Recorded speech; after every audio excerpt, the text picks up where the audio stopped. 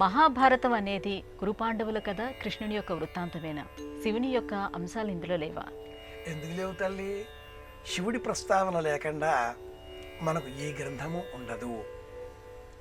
రామాయణంలో కూడా రామచంద్రమూర్తి బ్రహ్మహత్యా పాతకం తొలగించుకునే నిమిత్తమై రామేశ్వరంలో శివ ప్రతిష్ఠ చేసినట్లుగా మనమంతా స్మరించుకుంటూ ఉంటాం. అదే క్రమంలో మహాభారతంలో కూడా ఈశ్వర ప్రస్తావన పలు సందర్భాలలో మనం చూడవచ్చు.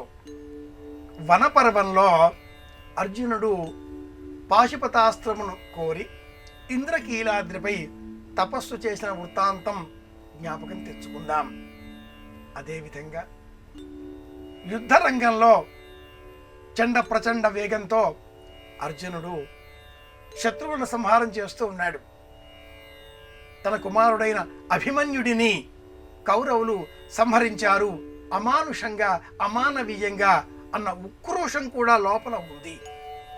ఎంత తీవ్రంగా యుద్ధం చేస్తున్నాడు అంటే ఆనాటి అర్జునుడి పరాక్రమానికి ఒక్క రోజులోనే 14 లక్షల ఆ సైన్యంలో 7 లక్షల అక్షౌహిణుల సైన్యం సమూలంగా తుడిచిపెట్టుకుపోయింది.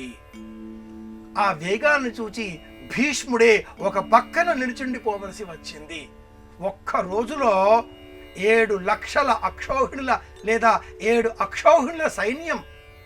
ఒక అక్షౌహిణి అంటే ఉజ్జాయింపుగా 1,00,000కు పైగా ఉండే కాల్బలం.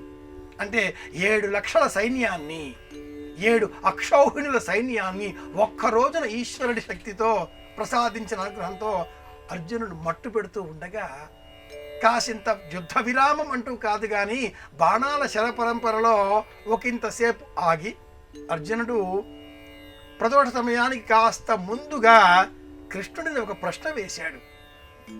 ఎవరిపైన నేను బాణాన్ని సంధించినా కూడా నాకంటే ముందు ఏదో ఒక నల్లని శక్తి త్రిశూలధారి ఖడ్గం ధరించి ఆ శక్తిని ఎదుటిగా ఉండేటటువంటి వారిని అందం చేస్తూ ఉంటే నేను చూశాను. నేను వేస్తున్న బాణ పరంపర ఆ శక్తి చేతిలో ఉండే ఆయుధం ద్వారా అవతల వ్యక్తికి చేరుతోంది. ఎవరా శక్తి అని అడగగా నీకంటే ముందు నిన్ను ఆవేశించిన ఆ రుద్రుడు పరమశివుడు అందరినీ అంతం చేస్తున్నాడు అని కృష్ణుడు సమాధానం ఇచ్చాడు. భీష్మ పర్వంలో ఏ విధంగా నేను ఈ కౌరవుల సేనను జయించగలను అంటే కృష్ణుడు అర్జునునకు శివమంత్రం నమశివాయ పంచాక్షరి మహామంత్రాన్ని ఉపదేశించేదిగా శివస్మరణ చేస్తాడు అర్జునుడు. 18వ రోజున చివరలో అశ్వత్థామ కూడా అపాండవం చేస్తాను అంటూ చిట్ట చివరి సైన్యాధిపతి దుర్యోధనుడి పక్షంలో స్మరణ చేస్తూ పాండవుల శిబిరం వైపు రాగా ఈశ్వరుడే అశ్వత్థామను ఆవేశించి ఖడ్గాన్ని చేతబుచ్చుకొని పాండవుల వైపు ఉండే సమస్త సైన్యాన్ని తుత్తునీలు చేసినట్లుగా మహాభారతం స్త్రీ పర్వం 18వ సాయంత్రం వృత్తాంతం ఇలా తెలియజేస్తుంది.